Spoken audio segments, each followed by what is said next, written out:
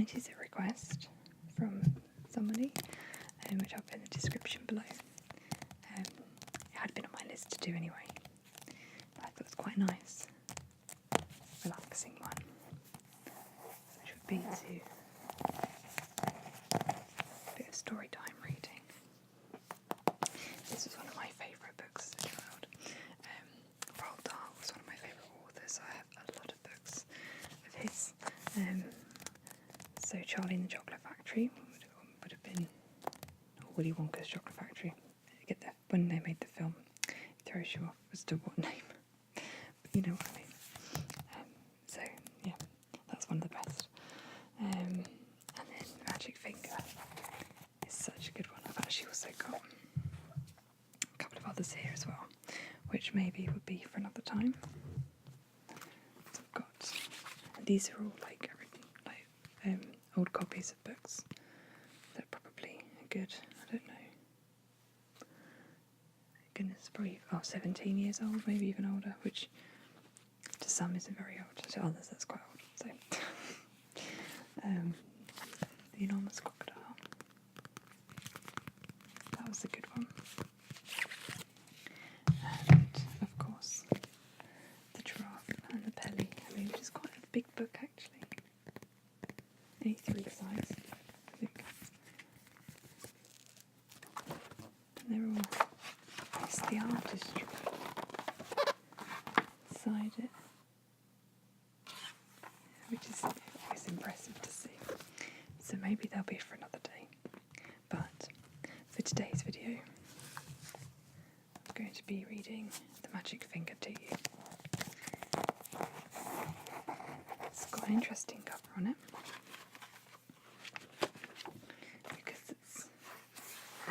Not only has it got this paper, shiny coating, it's actually got actual old, take that off actually. I don't know if you can see in the old, the detail in the scratchy binding on it. I'm not very technical, I don't know the technical terms, I'm sorry. But it's going to be easier to hold the book without the plastic on it, so I'll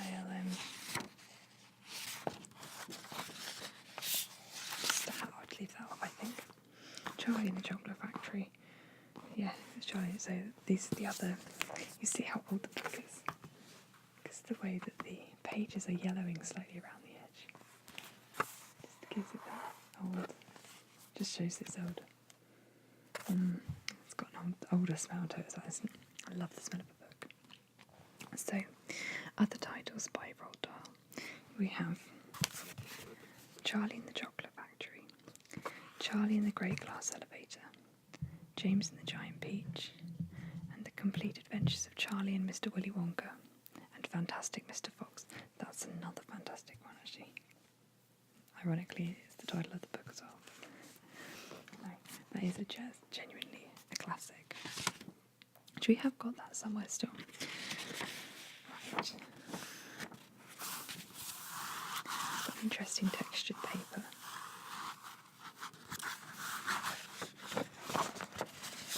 There are some illustrations in this book, so I will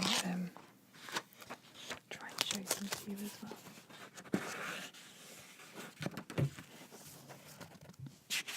Okay, this is a bit torn in places, but okay.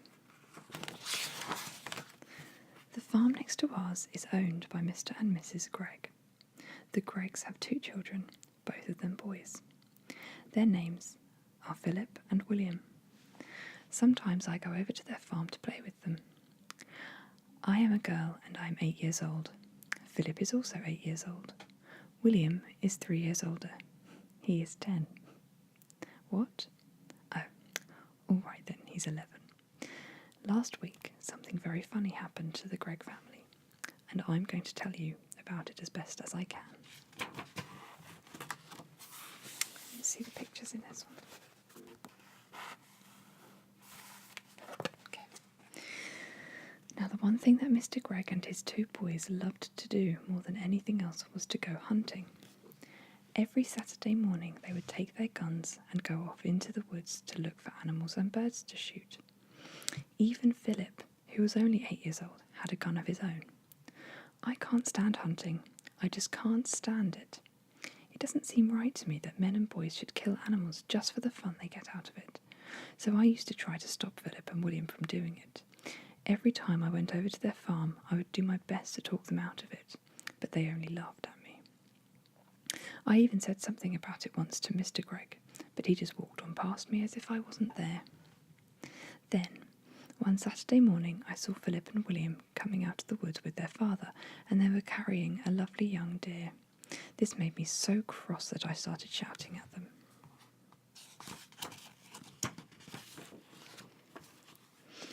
The boys laughed and made faces at me, and Mr. Gregg told me to go home and mind my own P's and Q's. Well, that did it. I saw red, and before I was able to stop myself, I did something I never meant to do. I put the magic finger on them all. Oh dear, I even put it on Mrs. Gregg, who wasn't even there. I put it on the whole Gregg family. For months I'd been telling myself that I would never put the magic finger upon anyone again, not after what happened to my teacher, old Mrs. Winter. Poor old Mrs. Winter. Poor old Mrs. Winter. One day we were in class, and she was teaching us spelling. "Stand up," she said to me, "and spell cat." "That's an easy one," I said. K-A-T. "You are a stupid little girl," Mrs. Winter said. "I'm not a stupid little girl," I cried. "I'm a very nice little girl." "Go and stand in the corner," Mrs. Winter said. Then I got cross, and I saw red, and I put the magic finger on Mrs. Winter, good and strong, and almost at once. Guess what? You can see that arguing there in the picture. Whiskers began growing out of her face. They were long black whiskers, just like the ones you see on a cat, only much bigger. And how fast they grew! Before we had to think, they were out to her ears.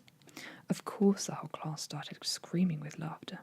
And then Mrs. Winter said, "Will you be so kind as to tell me what you find so madly funny, all of you?" And when she turned around to write something on the blackboard, we saw that she had grown a tail as well. It was a huge bushy tail. I cannot begin to tell you what happened after that, but if any of you are wondering whether Mrs. Winter is quite all right again now, the answer is no. And she never will be. See the big bushy tail.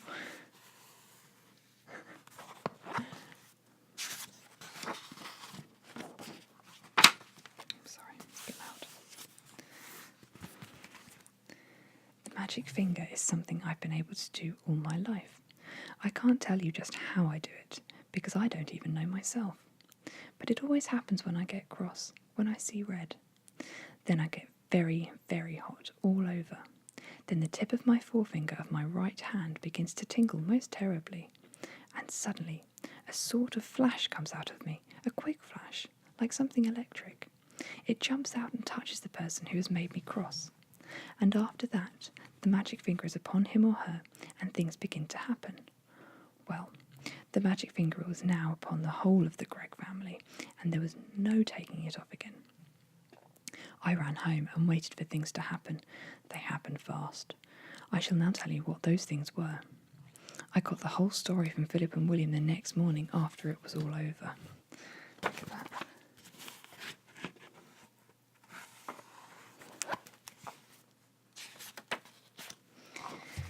In the afternoon of the very same day that I put the magic finger on the Gregg family, Mr. Gregg and Philip and William went out hunting once again. This time they were going after wild ducks, so they headed towards the lake. In the first hour they got 10 birds. In the next hour they got another 6. "What a day!" cried Mr. Gregg. "This is the best yet." He was beside himself with joy. Just then 4 more wild ducks flew over their heads. They were flying very low. They were easy to hit. Bang, bang, bang, bang went the guns. Dear, it's quite sad.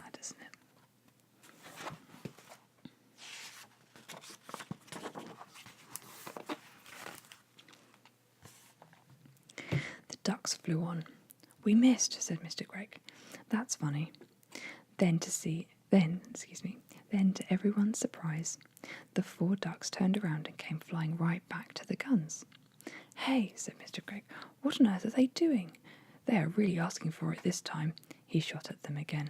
So did the boys, and again they all missed. Mr. Gregg got very red in the face. "It's the light," he said. "It's getting too dark to see. Let's go home." So they started for home, carrying with them the 16 birds they had shot before.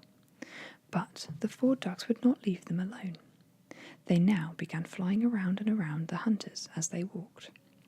Mr. Gregg did not like it one bit. "Be off!" he cried, and he shot at them many more times. But it was no good. He simply could not hit them. All the way home, those 4 ducks flew around in the sky above their heads, and nothing would make them go away. Just see the picture.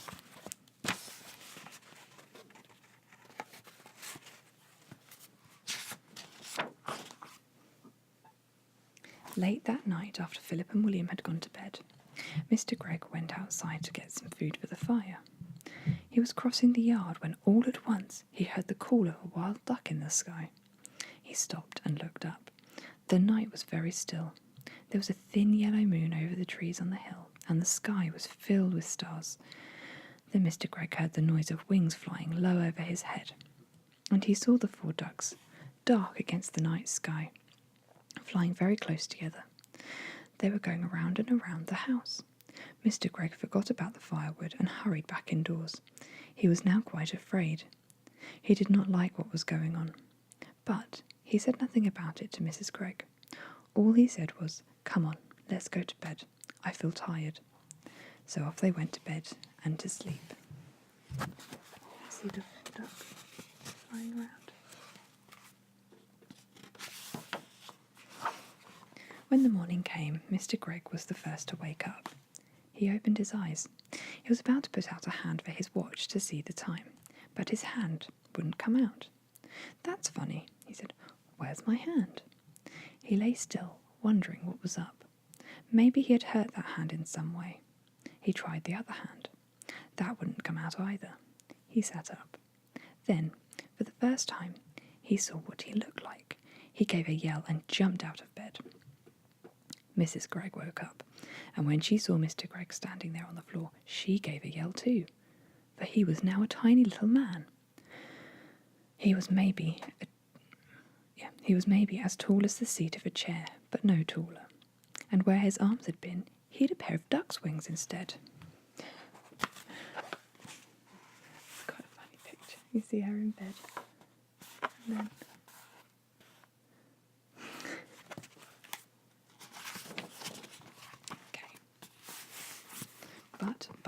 But, cried Mrs. Gregg, going purple in the face. "My dear man, what's happened to you?" "What's happened to the both of us, you mean?" shouted Mr. Gregg. It was Mrs. Gregg's turn now to jump out of bed. She ran to look at herself in the glass, but she was not tall enough to see it. She was even smaller than Mr. Gregg, and she too had got wings instead of arms. Oh, sobbed Mrs. Gregg. "This is witch's work," cried Mr. Gregg, and both of them started running around the room, flapping their wings. A minute later, Philip and William burst in. The same thing had happened to them. They had wings and no arms, and they were really tiny. They were about as big as robins. "Mama, Mama, Mama," chirruped Philip. "Look, Mama, we can fly." And they flew up into the air. "Come down at once," said Mrs. Gregg. You are much too high." But before she could say another word, Philip and William had flown right out of the window. Oh, gosh. You see her trying to look in the window. Like in the mirror, sorry. And then flying around.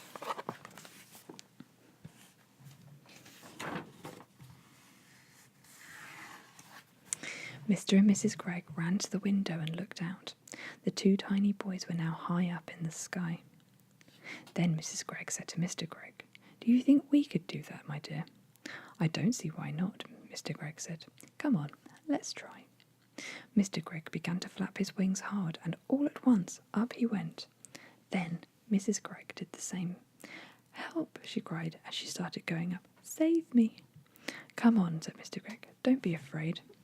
So out the window they flew, far up into the sky, and it did not take them long to catch up with Philip and William. Soon the whole family was flying around and around together. Oh, isn't it lovely? Cried William. I've always wanted to know what it feels like to be a bird. Your wings are not getting tired, are they, dear? Mr. Gregg asked Mrs. Gregg. Not at all, she said.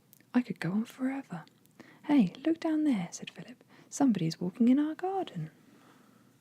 And you see them flying around together.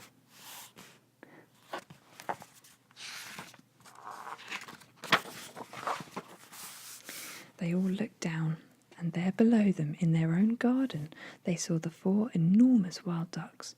The ducks were as big as men, and what is more, they had great long arms like men instead of wings. The ducks were walking in a line to the door of the Gregg's house, swinging their arms and holding their beaks high up in the air. Stop, called the tiny Mr. Gregg, flying down low over their heads. Go away, that's my house. The ducks looked up and quacked. The first one put out a hand and opened the door of the house and went in. The others went in after him, and the door shut.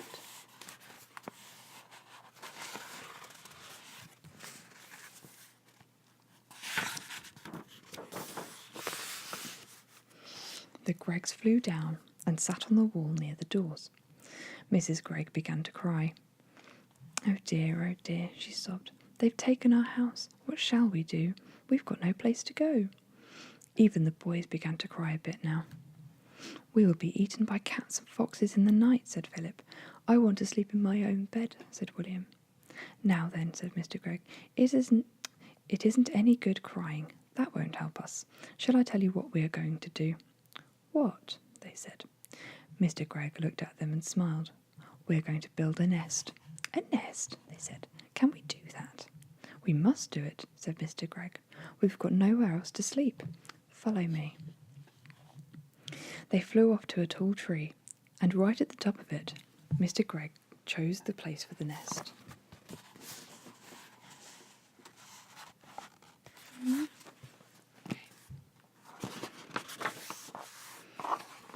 Now, we want sticks, he said. Lots and lots of little sticks. Off you go, all of you, and find them and bring them back here. But we have no hands, said Philip. Then use your mouths. Mrs. Gregg and the children flew off. Soon they were back carrying sticks in their mouths. Mr. Gregg took the sticks and started to build the nest. More, he said. I want more and more sticks. Keep going. The nest began to grow. Mr. Gregg was very good at making the sticks stick together.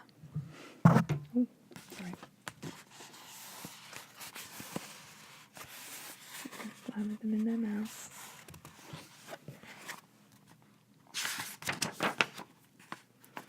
See that one as well.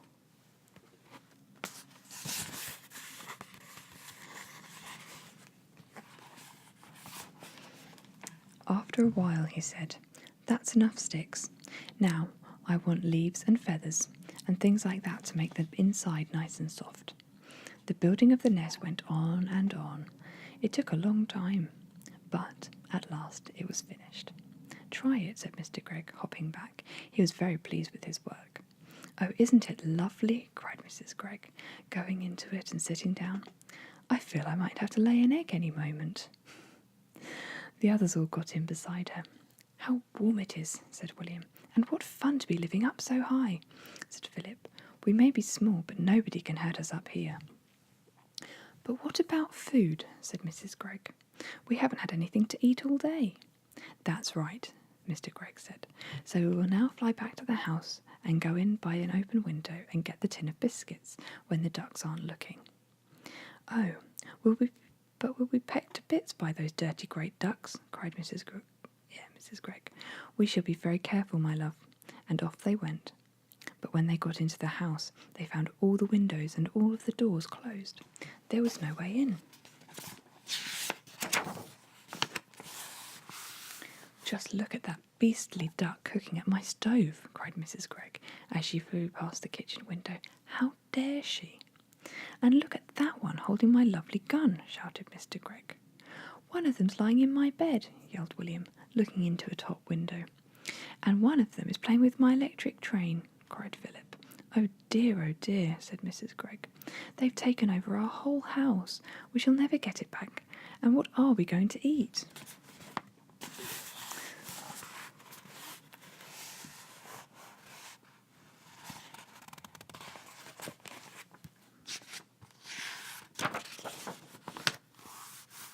"I will not eat worms," said Philip. "I would rather die." "Or slugs," said William. Mrs. Gregg took the two boys under her wings and hugged them. "Don't worry," she said.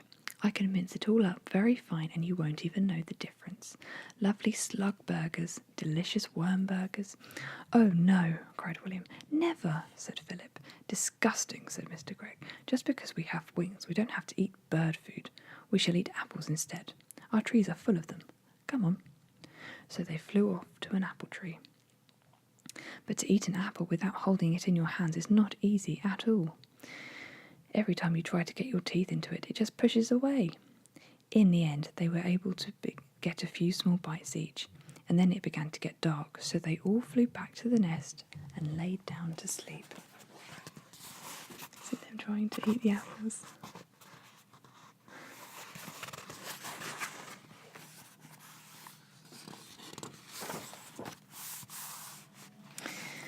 It must have been about this time that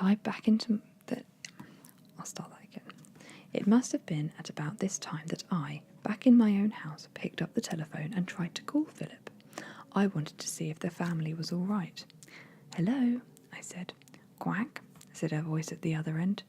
"Who is it?" I asked. "Quack, quack." "Philip, is that you?" "Quack, quack, quack, quack, quack." "Oh, stop it," I said. Then there came a very funny noise. It was like a bird laughing. I put down the telephone quickly. "Oh, that magic finger," I cried. "What has it done to my friends?" You see the stuff on the telephone.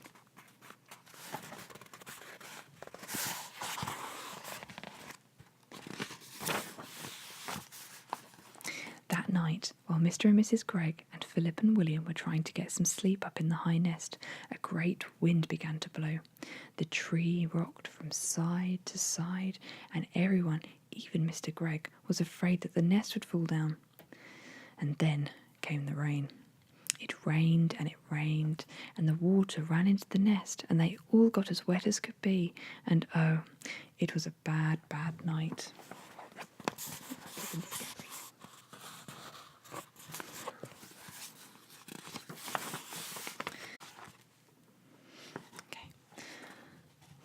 At last, the morning came, and with it the warm sun. "Well," said Mrs. Gregg, "thank goodness that's over. I never want to sleep in a nest again." She got up and looked over the side. "Help!" she cried. Look down there." "What is it, my love?" said Mr. Gregg. He stood up and peeped over the side. He got the surprise of his life. On the ground below them stood the 4 enormous ducks, all as tall as men, and 3 of them were holding guns. One had Mr. Gregg's gun, and one had Philip's gun, and one had William's gun. The guns were all pointing right up at the nest. Look at that. Dear.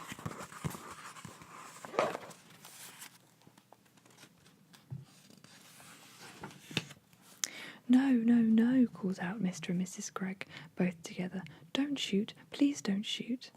"Why not?" said one of the ducks. It was the one who wasn't holding a gun. "You were always shooting at us." "Oh, but that's not the same," said Mr. Gregg. "We're allowed to shoot at ducks." "Who allows you?" asked the duck. "We allow each other." "Very nice," said the duck. "And now we are going to allow each other to shoot you."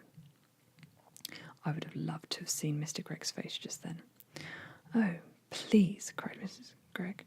"My 2 little children up here with us. You wouldn't shoot my children." "Yesterday you shot my children," said the duck. "You got all 6 of my children." That's a bit sad. It's true though, isn't it?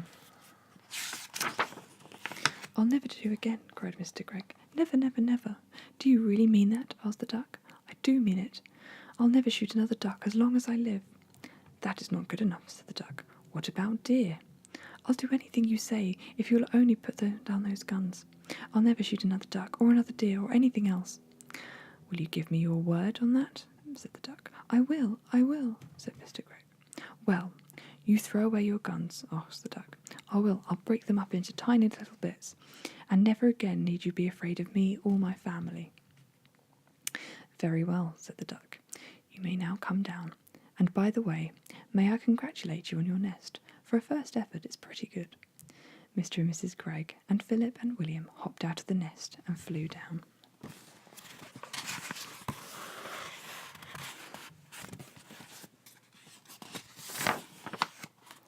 Then, all at once, everything went black before their eyes, and they couldn't see a thing. But at the same time, a funny feeling came over all of them, and they heard a great wind blowing in their ears.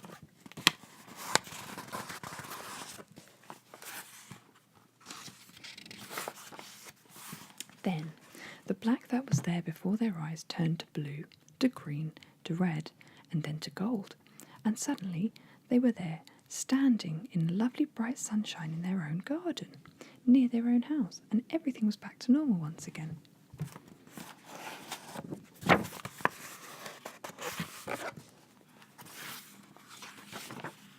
"Our wings have gone," cried Mr. Gregg, "and our arms have come back, and we're not tiny any more. Oh, I'm so glad." Philip and William began dancing about with joy. Then, high above their heads, they heard the call of a wild duck. They all looked up, and there they saw the 4 birds, lovely against the blue sky, flying very close together, heading back to the lake in the woods.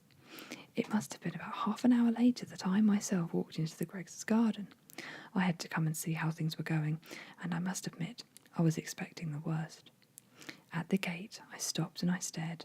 It was a queer sight.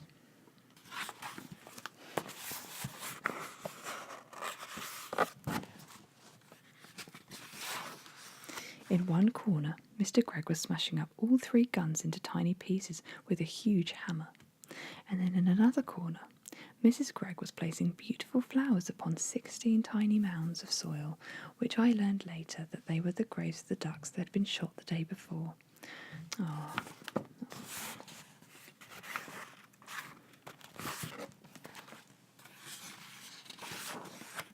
And in the middle of the yard stood Philip and William with a sack of the feathers' best barley beside them. With a sack of their father's best barley beside them. They were surrounded by ducks, doves, pigeons, sparrows, robins, larks, and many other kinds that I did not know. And the birds were eating the barley that the boys were scattering by the handful. Oh.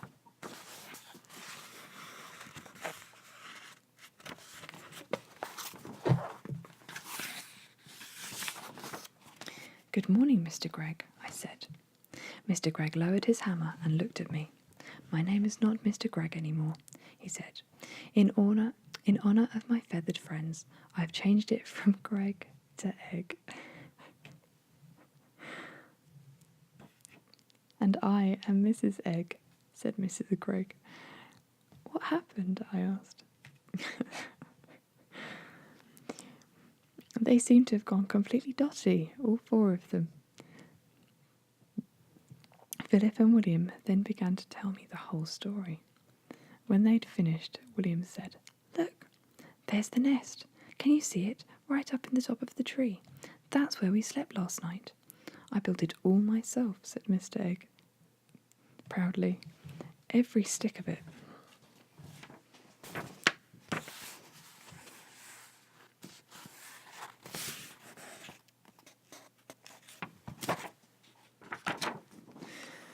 "If you don't believe us," Mrs. Egg said, "just go into the house and take a look at the bathroom. It's a mess. They filled the tub right up to the brim. They must have been swimming around in it all night, and there's feathers everywhere. Ducks like water," Mr. Egg said. I'm glad they had a good time." Just then, from somewhere over by the lake, there came a loud bang. "Someone's shooting," I cried. "That'll be Jim Cooper." Him and his 3 boys, they're shooting mad, those Coopers are, the whole family. Suddenly, I started to see red. Then I got very hot all over. Then the tip of my finger began to tingle, most terribly. I could feel the power building up and up inside me. I turned and I started running towards the lake as fast as I could. "Hey," shouted Mr. Egg, "what's up? Where are you going?" "To find the Coopers." "But why?" "You wait and see. They'll be nesting in the tree. They'll be nesting in the trees tonight, every one of them."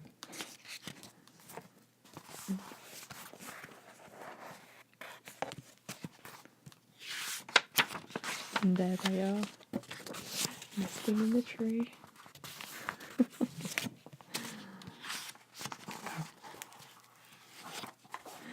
That is a lovely story. There's a few chuckles in there. I'll put that cover back on now.